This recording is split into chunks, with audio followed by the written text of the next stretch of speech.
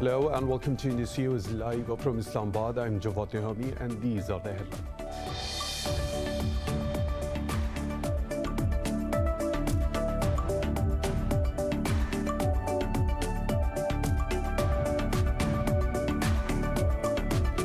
Pakistan has called for an international judicial inquiry into the extrajudicial killings of innocent Kashmiris.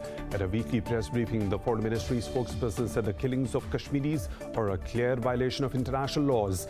Earlier, Indian troops murdered 3 Kashmiris during a so-called coordinated search operation in Pulwama district.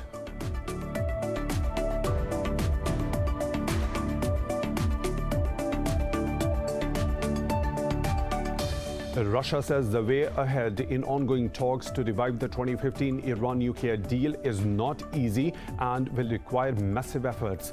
Russian envoy to Vienna, Mikhail Ulyanov's remarks come after an EU-backed virtual meeting of Iran, Russia, China and the UK. Meanwhile, the Iranian Foreign Ministry said the next meeting on the nuclear deal will be held in Vienna on Tuesday.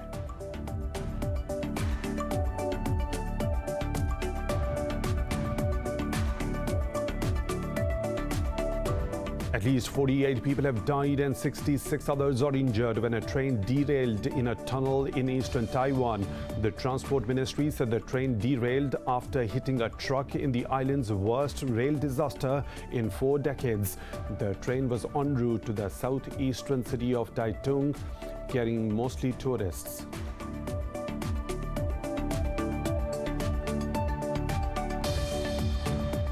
India has yet again reported this year's highest 469 deaths from COVID-19 and over 81,000 infections overnight. Pakistan has registered over 5,000 cases for the first time in over 9 months, while 83 people died overnight. Globally, the virus has claimed 2.8 million lives and infected over 129 million people so far.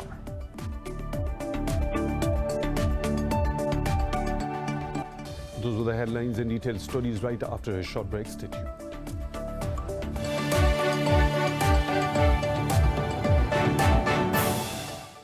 Russia says the road ahead in ongoing talks held to pave the way for the revival of the 2015 nuclear deal is not easy and will require massive efforts. Russia's envoy to Vienna, Mikhail Ulyanov's remarks come after a virtual meeting of Iran, Russia, China and the UK, which was chaired by the European Union. Ulyanov said the stakeholders are ready to take on the challenges. Meanwhile, Iranian Foreign Ministry said world powers will hold the next meeting in Vienna on Tuesday. Iran's Deputy Foreign Minister Syed Abbas Araghchi reiterated that Iran will stop violating the deal as soon as the US lifts its sanctions. Russia says the US is prolonging the withdrawal of the forces from Afghanistan over the concerns for the future of the current authorities in Kabul. In a press briefing, the Foreign Ministry's spokesperson said despite military technical assistance from NATO for 20 years, Kabul is still unable to address its security concerns. The US is scheduled to withdraw all its forces by May the 1st under a deal signed between former President Donald Trump and the Taliban. However, President Joe Biden is reneging on the pact, saying Washington finds it difficult to meet the deadline. Russia has warned against any deployment of NATO troops to Ukraine, saying this will escalate tensions. Speaking to the media, a Kremlin spokesman said the move will force Moscow to take extra measures to ensure its security. Tensions in eastern Ukraine have been high as Moscow and Kiev accuse each other of failing to implement a peace deal over Donbass. Russia has warned that a serious escalation in the conflict could destroy Ukraine. Earlier, NATO voiced concern over what it said was a big Russian military buildup near eastern Ukraine. Ukrainian President Volodymyr Zelensky said Moscow wants to create a threatening atmosphere in the region. The coalition in Yemen says it has destroyed 2 missiles launched by the Houthi rebels. It says the missiles were aimed at southern Khamis Mushaid city of Saudi Arabia. In a statement, the coalition said rebels continue to target civilians and residential property in Saudi Arabia. It said coalition forces are taking operational measures to protect civilians in line with international humanitarian law. The coalition also said it destroyed a ballistic missile and a launch pad in Yemen's eastern Marib province. Yesterday, Houthis claimed to have hit multiple targets in Saudi capital Riyadh. At least 48 people have died and over 60 are injured when a train derailed in a tunnel in eastern Taiwan. The Transport Ministry said the train derailed after hitting a truck in the island's worst rail disaster in 4 decades. The ministry said the train was en route to the southeastern city of Taitung, carrying mostly tourists. The railway authorities said over 66 people have been taken to the hospital. Meanwhile, the rescuers are searching for 2 passengers who are still trapped in the train. The incident occurred when people were heading home at the start of a traditional holiday of Tomb Sweeping Day. In Myanmar, pro-democracy activists have vowed to continue protests despite the internet shutdown and bloody crackdown.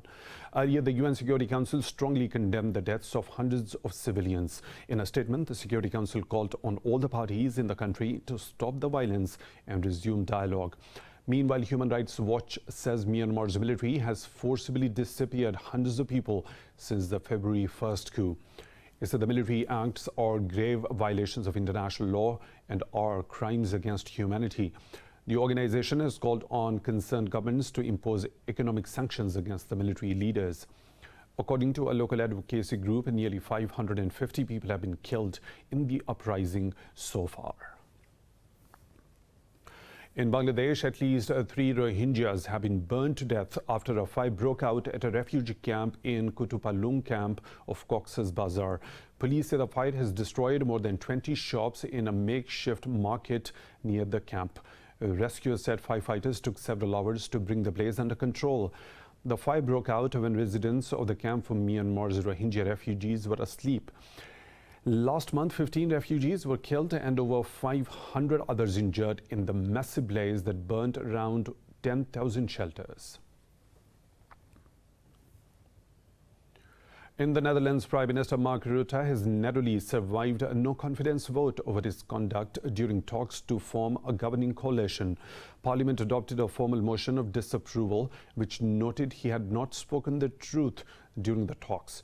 Rutte said Parliament has given him a serious message and he will try his best to win back its confidence.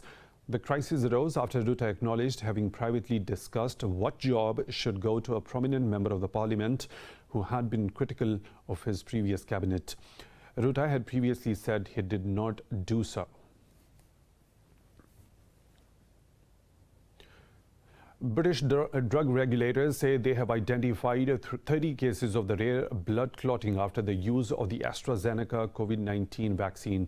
Globally, the virus has claimed 2.8 million lives and infected over 129 million people so far. More in this report. The widening inequities in vaccinations, coupled with the new variants spearheading the latest wave, is ravaging the world. South America continues to be the hardest hit region.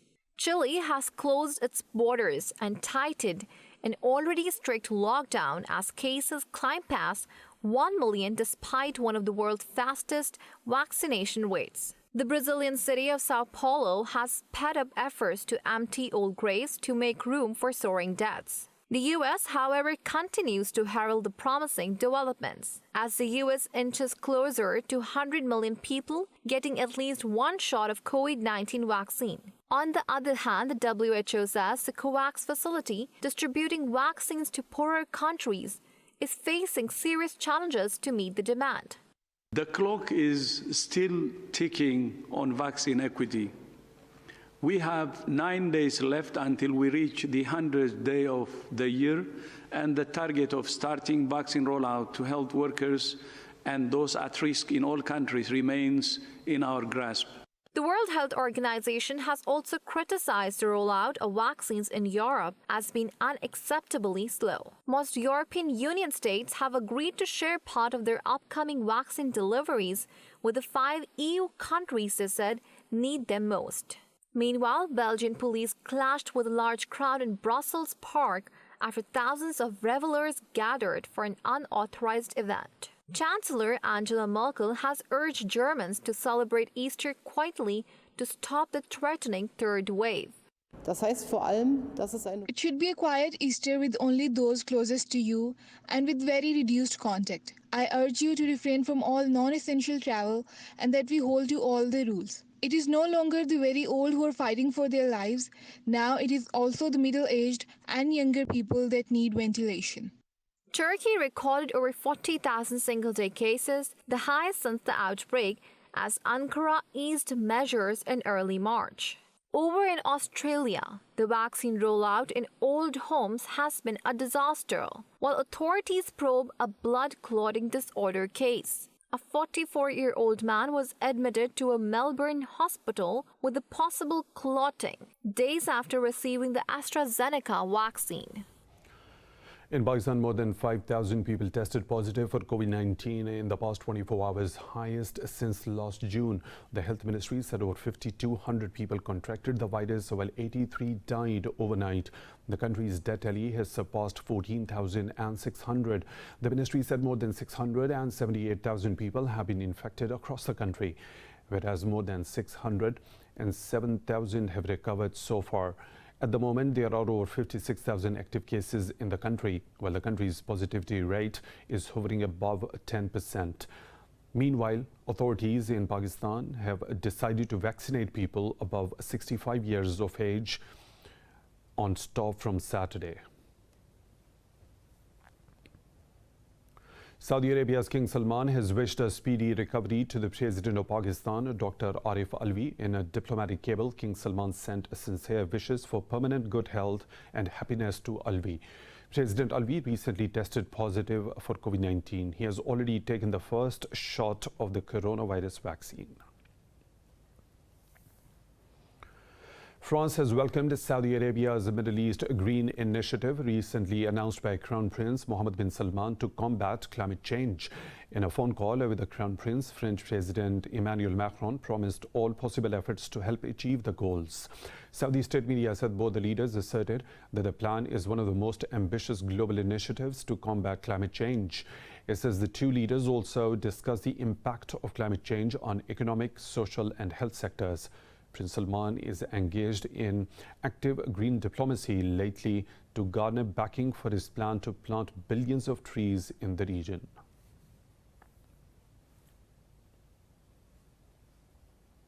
More stories to follow right after a short break. Stay tuned.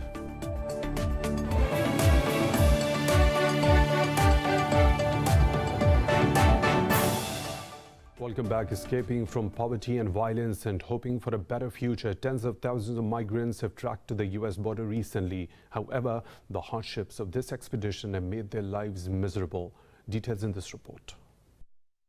For years, thousands of illegal migrants have been seeking to cross into the U.S., mainly from Guatemala, Honduras, El Salvador, and Ecuador through Mexico. Being racked with poverty, violence, and infiltrated by drug cartels, the residents of these places are left with no other choice but to leave. However, having been dependent on human smugglers and the various other physical and legal hindrances make their journey towards a better life no less than hell. In a recent appalling incident, smugglers dropped two little girls from the top of a 14-foot wall into the middle of the desert on the U.S.-Mexico border. It is just a reflection of a broken immigration system, a failed strategy, the results of which are not circumstantial. For years, migrants, families, children have been exposed and they are at risk. Smugglers without any scruples are hired, so we can't blame the families. There is no solution because the immigration situation, children and families have always been treated as a police matter. U.S. President Joe Biden's administration condemned the actions of the smugglers. White House spokesperson Jen Psaki called the traffickers as morally reprehensible, while urging the migrants to not come to the U.S. However, such statements do not seem enough to stop the desperate people who have chosen a very difficult path to fulfill their American dream. In Egypt, arrangements are being finalized for the Pharaohs' Golden Parade. In the event, 22 royal mummies will be transported to a new home from their current residing place. More in this report. Egypt is preparing for a grand parade. one unlikely to be held anywhere else. The main participants of the event would not be the national leaders, acrobats, or current celebrities, but dead bodies. The travel route for the Pharaohs Golden Parade has been secured and decorated with lights and banners. Then mummies will be shifted from the Egyptian Museum in Tahrir to their final resting place in the National Egyptian Museum of Civilization in Fustat.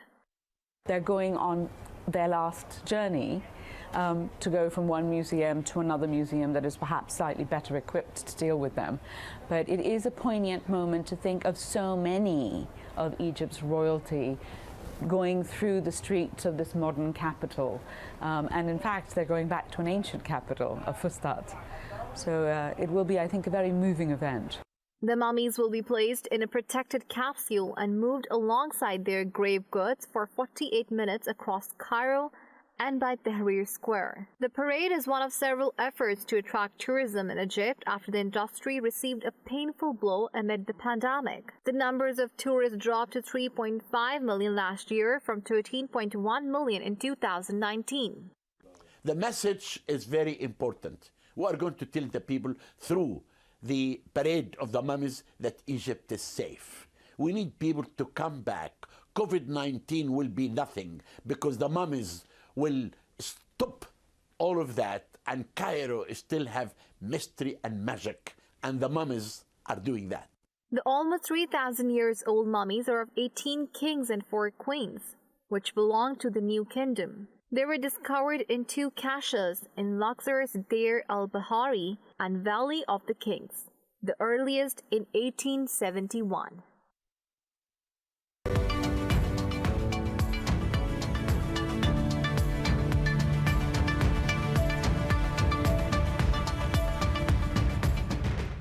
And now the business updates. The Suez Canal Authority says Egypt will seek compensation worth around $1 billion for the blockade caused by a vessel ever given. Authorities chairman says the amount is an estimate of losses linked to transit fees, damage to the waterway, and salvage efforts. In an interview, Osama Rabi said compensation is Egypt's right and the incident hurt the country's reputation. He did not specify whom the authority will seek the compensation from. Evergreen Marine Corporation says it is not responsible for the delays of cargo. Its president, Eric Saye, ruled out the possibility of the company paying the compensation. The 400 meters long, 224,000-ton Panama flagged ship ran aground and blocked the navigation for almost a week. Most markets in Asia-Pacific region are shut on the eve of Good Friday, while those operating today have gained. Investors continue to ride the wave of positive sentiment created at the start of the second quarter yesterday. Leading the gains, the Nikkei 225 in Japan has added nearly 1.5%. Seoul's Kospi edged up marginally. In mainland China, the Shanghai Composite was up close to 0.5%, while the Shenzhen component gained just above 1%. Markets in Europe, Australia, Hong Kong, India and Singapore are closed for Good Friday.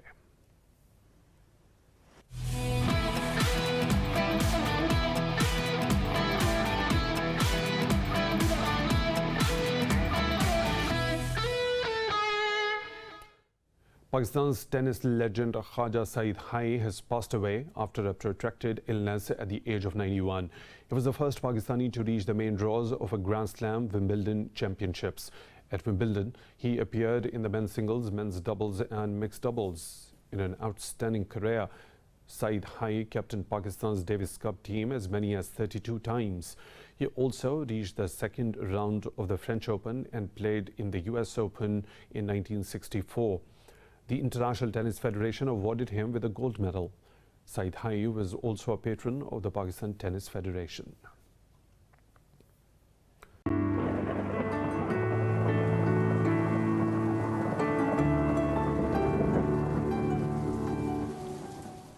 And now the weather situation from around the globe.